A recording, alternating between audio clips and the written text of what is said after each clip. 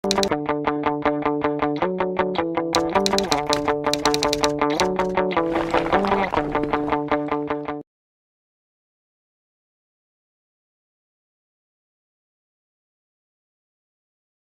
yo ganas de presentaros una sesión diferente, porque como bien sabéis, a mí una de las cosas que más me gusta en el mundo es el enfoque de toma de decisiones en la clínica desde la perspectiva del médico de familia. Y es un tema que me he dedicado profundamente a estudiar, muchas veces con escaso éxito durante toda mi vida, y os voy a hablar de eso.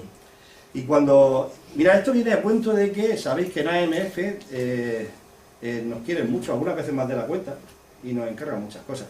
Y este es un encargo que nos hicieron a Pedro y a mí para hacer un tema de psoriasis.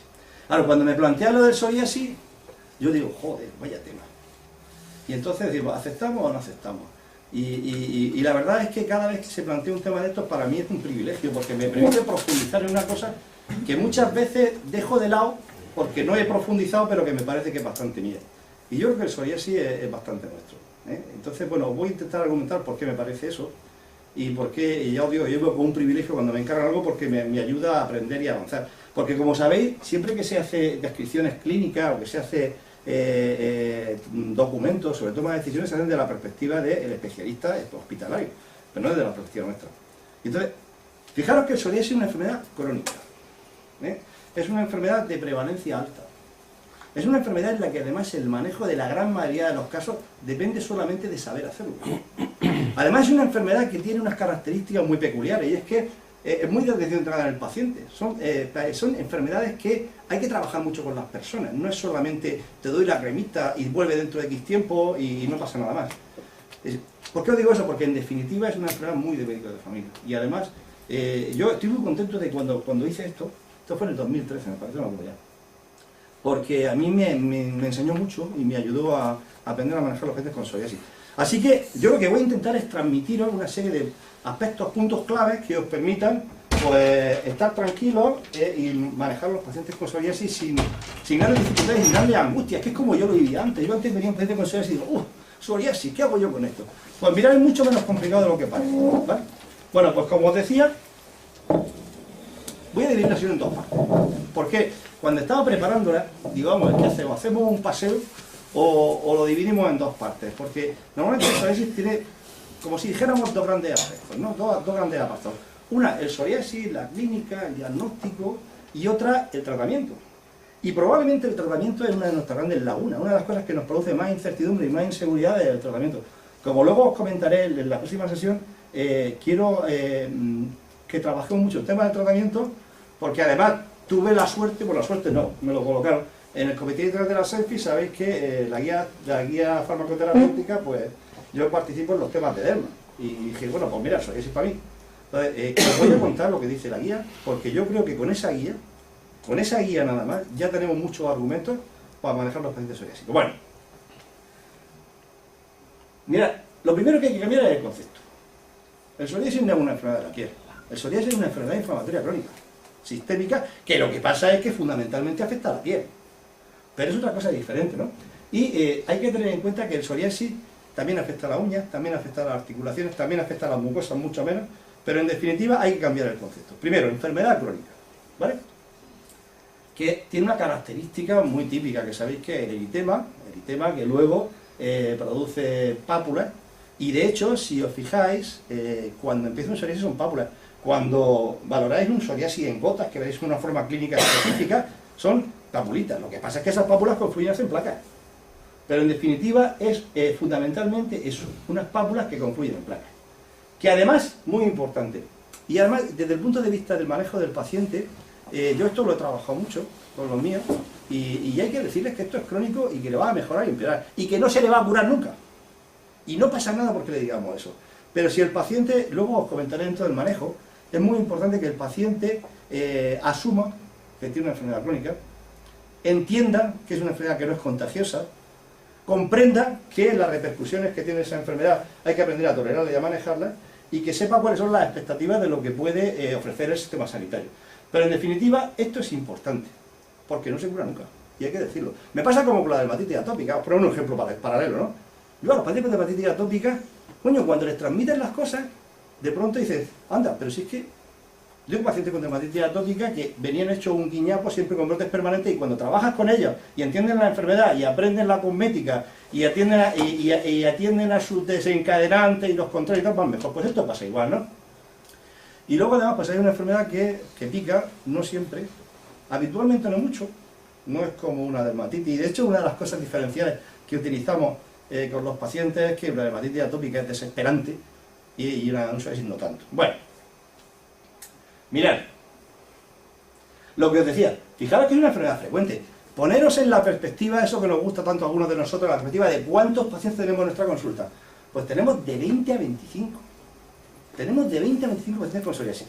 Pero es que además el 90% son psoriasis leve. Eso os permite poneros en la perspectiva de si son pacientes que la mayoría de las veces podemos atender nosotros. Otros no, ya veréis cuándo, ¿vale? Que aparecen estas edades y que esta me parece muy importante, reduce la calidad de vida.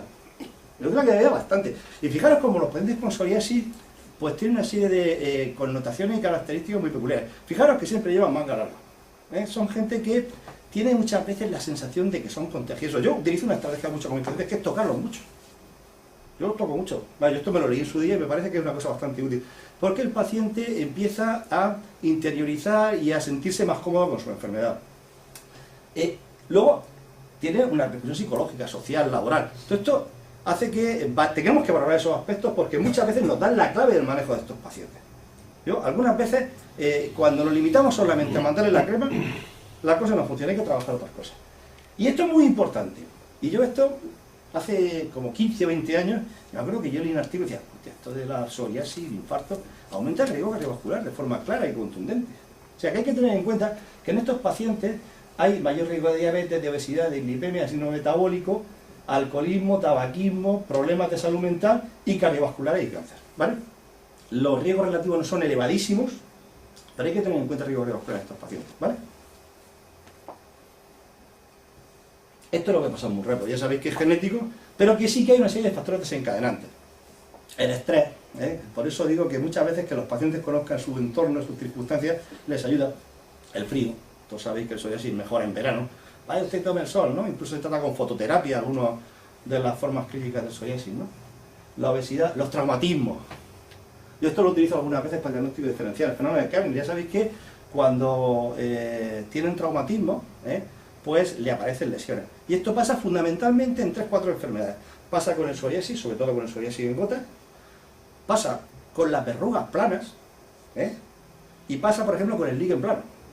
Entonces, precisamente el líquen plano es interesante porque es de los diagnósticos diferenciales que algunas veces se pueden plantear, ¿no? Aunque pica como la madre que lo parió, y aunque son lesiones un poquito diferentes de pliegues de extensión, como luego comentaremos, ¿vale? Bueno, pero en definitiva, que tengáis en cuenta los traumatismos. Luego, ya sabéis que las infecciones pueden desencadenar el psoriasis, y clásicamente se asocia el psoriasis en gotas a gente joven, luego hablaremos de esa forma clínica, gente joven que después de una angina, de una garganta, a las 2-3 semanas, pues tienen un brote. Bueno, pues cuidado con las infecciones que también lo desencadenan, y bueno, y algunos fármacos que no os voy a contar. Vamos ya a hablar de la clínica. Mirad, el 90% son psoriasis en placa, casi todo, la gran mayoría. Algunas veces hay psoriasis en gotas, normalmente en gente joven, y como ahora os comentaré, como una fase previa, hay quien le llama psoriasis juvenil, bueno, porque suele aparecer en gente joven, que usan en brotes que además son muy curiosos porque se autolimitan muchas veces, y que muchas veces son el predictor del desarrollo de un psoriasis en placa en la edad adulta. Pero bueno, que sepáis que existe esta forma clínica, la eritrodermia psoriásica, que es una tragedia, rojos de arriba abajo, más del 90% de la afectación cutánea. Y esta es una forma clínica que está asociada a un alto riesgo cardiovascular, fundamentalmente esta. Y el psoriasis pustuloso, que es una forma rarita, pero que, como veréis, algunas veces se presenta. Y de hecho lo entenderéis la semana que viene porque digo esto. Bueno. Psoriasis.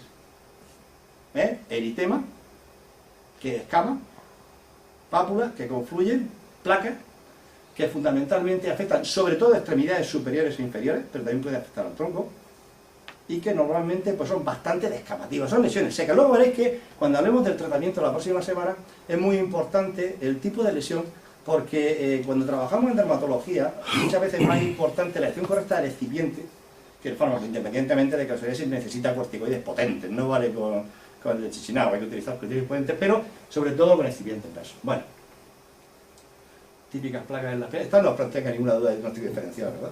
Estas están claras, ¿no? Me dijo, Así se la ponía Fernando VII. Esta dice, tú vas a tener un psoriasis. Tú vas a tener un psoriasis, ¿no? Yo todo lo he estudiado y... Pero esto no es lo más frecuente. ¿Eh? Por alguna vez No, es no, lo no. más frecuente. Es Bueno, muy puta a la hora mira, de... este sí que es bonito. Este es... yo tengo ante un taco, no pasa nada. Fijaros que este es un típico psoriasis en gota. Sabéis que aparecen, sobre todo por el tronco, más por el tronco, pero también por las extremidades, ¿no? Aparecen como papulitas, rojizas, descamativas, y que se plantea una serie de diagnósticos diferenciales que ya os comentaré. Pero bueno, aparece sobre todo en gente joven, en los estadios iniciales, muchas veces cuando no han desarrollado un psoriasis por todo lo suyo. ¿Es posible que al principio esté mal localizado?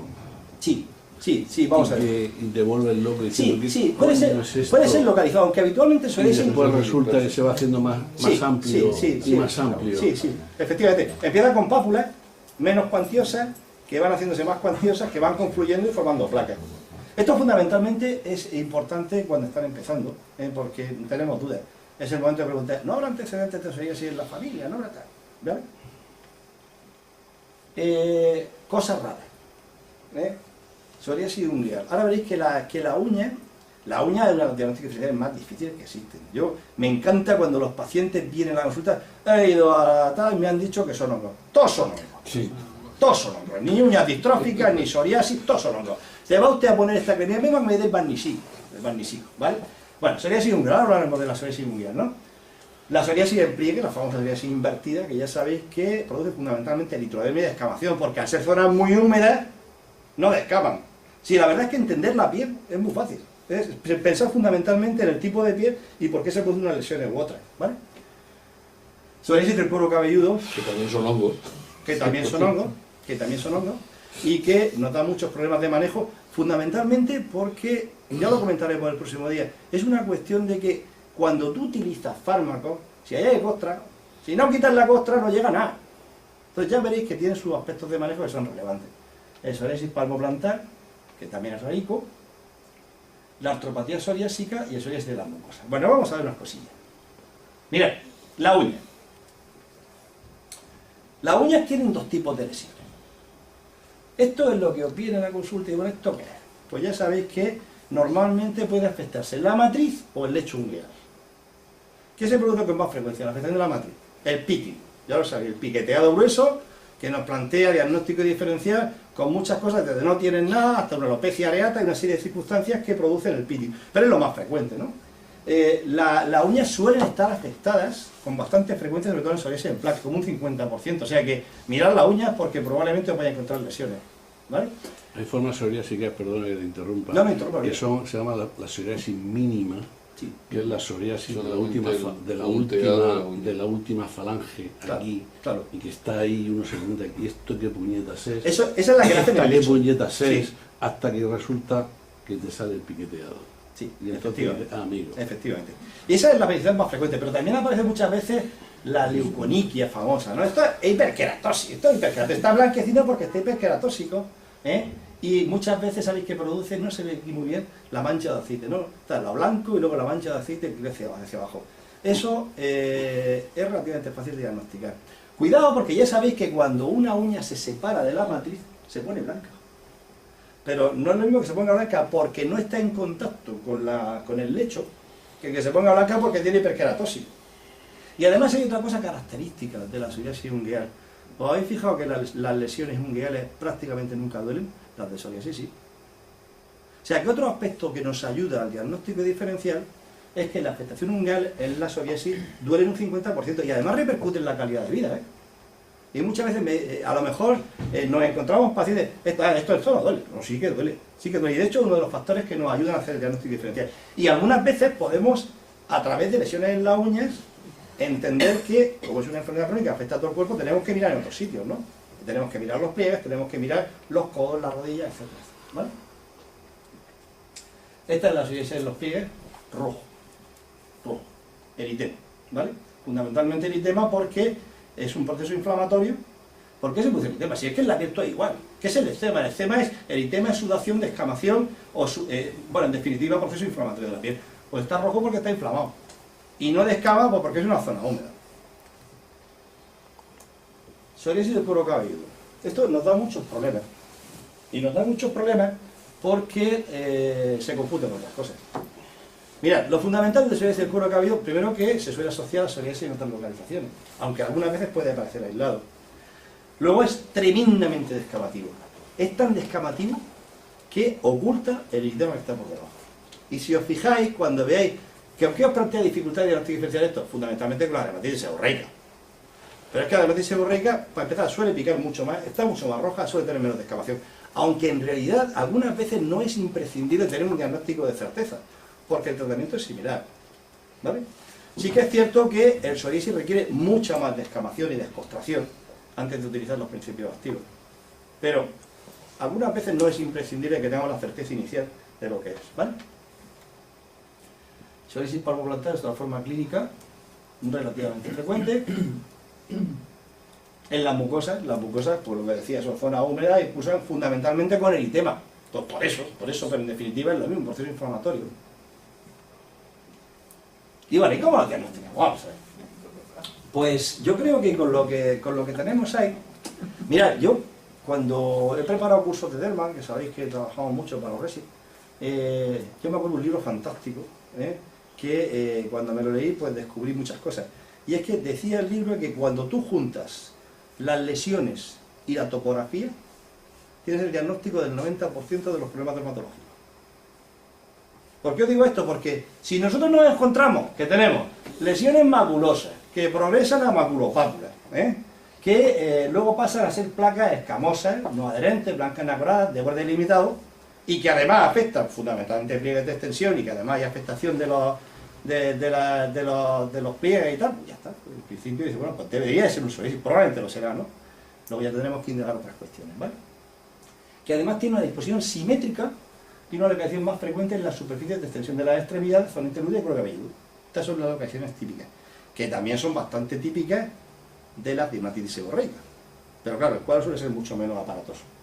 Aunque yo alguna vez tengo un paciente incluso que hizo una biopsia, porque no sabía si era una dermatitis seborreica, y era una dermatitis seborreica, y era brutal, salvaje. No tenía la típica afectación de la cara, y era salvaje. Esto es de los libros, de esto no lo hacemos nunca.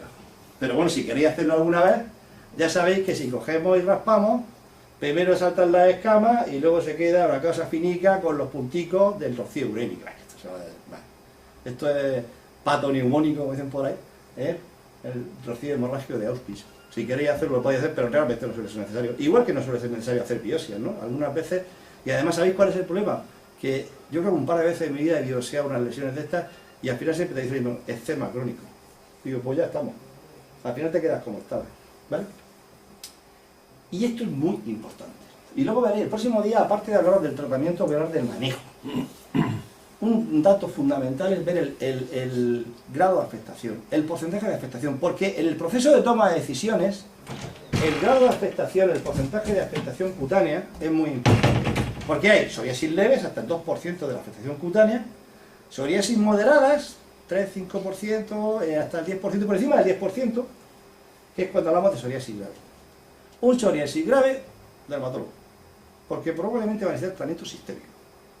Pero en los demás casos, prácticamente todos los casos manejándolo bien se resuelven. Prácticamente todos, ¿vale? Nadie me va a preguntar cómo se mide la superficie corporal. 1%, palma de la mano, para que tengáis una orientación. Pues bueno, a ojímetro, ¿cuántas palmas de la mano tiene afectado este paciente? Nos permite hacer un cálculo aproximado, ¿vale? Bueno, aquí vamos a ver una serie de fotos, ¿no? Esto es una placa típica de psoriasis en el codo. Esta plantea pocas dudas. Y tres cosillas que os voy a contar del diagnóstico diferencial y con esto termino por hoy. A ver, por cierto, no os he hablado de una cosa muy relevante que es la afectación articular del psoriasis. Sabéis que el psoriasis, con mucha frecuencia, la gente nos lo cuenta y no tenemos que dispersarnos. La gente nos cuenta que le duelen los huesos. Y fijaros, produce dos tipos de afectaciones. Las entesopatías. Sabéis que el psoriasis clásicamente produce afectación de las entesopatías, que son los puntos de inserción de los tendones, chimpún, ¿no? Entonces me duele, toca, hay un punto de dolor selectivo, entesopatía. Y luego fundamentalmente afectación de las manos y los pies. Son monoartritis, poliartritis, simétricas, sin que suele haber afectación de grandes articulaciones, aunque ocasionalmente produce artritis habitualmente unilateral seronegativa. Sabéis que cuando hablamos de artritis seronegativa hablamos de procesos artríticos, no que le duelen los huesos, no, que hay semiología de inflamación. Procesos artríticos que suelen ser con dolor inflamatorio, todos lo conocéis, y con factor reumatoide negativo. Bueno, pues alguna vez se produce también esto, ¿vale? La artropatia seronegativa. Y también es un criterio a la hora de tomar decisiones, porque cuando hay afectación articular, y es importante, pues yo a muchos pacientes míos psoriásicos le duele la epicondilitis, le duele el pie, y le pongo un poco de analgesia y le va bien, no hace falta más. Pero cuando tengáis una artritis por todo lo suyo, ya es criterio de tratamiento sistémico. Igual que cuando tengáis artrosis grave, de más del 10%, o una serie de cosas que luego comentaré, ¿vale? Bueno, ¿con qué nos plantean diagnósticos diferenciales a duda de psoriasis en planta? Pues fundamentalmente con dos o tres cosas, porque esta es la lista, pero lo fundamental es que la neurodermitis, el líquen simple crónico, el líquen simple, ese que se rasca es una placa seca y que me rasco. Bueno, habitualmente produce mucho más picado y suele ser mucho más localizada, porque sabéis que se producen por lesiones de rascado, ¿no? Entonces, bueno, no suele ser muy difícil. La tiña, bueno, crecimiento excéntrico, ya lo sabéis, no voy a entrar en todos los detalles, pero voy a contar lo más frecuente. El eczema numular, que sabéis que son los eczemas estos seróticos que aparecen en extremidades, son eczemas muy escamativos, y bueno, la dermatitis seborreica, que es fundamentalmente el diagnóstico de diferencia más complicado. Bien. La pitiriasis rubra es muy... sí, bueno, la pitiriasis la iba a contar mucho más en la psoriasis en gota. Pitiriasis rubra y pitiriasis rosada, que muchas veces plantea dudas de diagnóstico diferencial. ¿Cuántas veces dudáis de la pitiriasis rosada? ¿Será una tiña? ¿Será una pitiriasis rosada? Será un psoriasis en gota, que se nos olvida, ¿vale? Tenerlo en cuenta, ¿vale? La ectodermia la vamos a dejar, porque si nos toca, mala cama tiene el perro. Fundamentalmente diferenciar la dermatitis atópica, la psoriasis invertida por intertrigo, evidentemente, intertrigos candidiásicos, el diagnóstico diferencial normalmente más complicado porque lo demás es muy raro. Y el cuero cabelludo. El cuero cabelludo fundamentalmente la dermatitis seborreica. Ese es el diagnóstico diferencial más complicado. Porque lo demás también es más raro que un perro verde. Y me da igual. Yo, si no sé diagnosticar una falsa tiña amiantácea, seguramente lo superaré. Pero si me confundo entre un psoriasis y una dermatitis seborreica, ya me preocupo un poco más, ¿vale? Porque son cosas muy frecuentes. El palmo plantar, este es difícil, Este es un diagnóstico difícil, porque esto lo pueden producir muchas cosas, pero que sepáis lo que es. Y esto sí que me parecía que era muy importante. Psoriasis mundial. Psoriasis mundial, como decía, fundamental. Primero que duele. Que yo, de todas las diferencias, todos los diagnósticos diferenciales que hay aquí, no recuerdo ninguno que produzca tanto dolor y tanta limitación en la vida cotidiana como el psoriasis. Fundamentalmente la onicomicosis, es el diagnóstico diferencial. Recordar una cosa muy relevante. Cuando diagnostiquemos onicomicosis tenemos que tener certeza, porque hay que tratarlo de 3 a 6 meses con fármacos tóxicos y caros, y con una efectividad del 50%. Por tanto, no juguemos con la onicomicosis. Hombre, si es una onicomicosis marca la pava, en una uña, vale, pues se le da un poquito el barnisico, ¿no? Pero lo habitual es que sean cuadros en los que hay que tomar una decisión mucho más clara. Entonces, valorar eso, ¿no? Si es una... Y bueno, ver si tiene psoriasis, ver si tiene las lesiones típicas que os he dicho, el pitting, la euplaquia, ¿vale? Y bueno, y la alopecia ya está, fundamentalmente. Y ya está. Lo vamos a dejar aquí, ¿vale? El próximo día os hablaré de manejo en consulta y os hablaré de tratamiento, que yo creo que... Porque lo que os he contado hoy, algunos detallicos no lo sabéis, pero la mayoría de las cosas las sabíais. Pero el próximo día seguro que no. Porque yo me lo tuve que estudiar a base de bien para estructurar mi mente y aprender a cómo manejarlo, ¿vale? Gracias.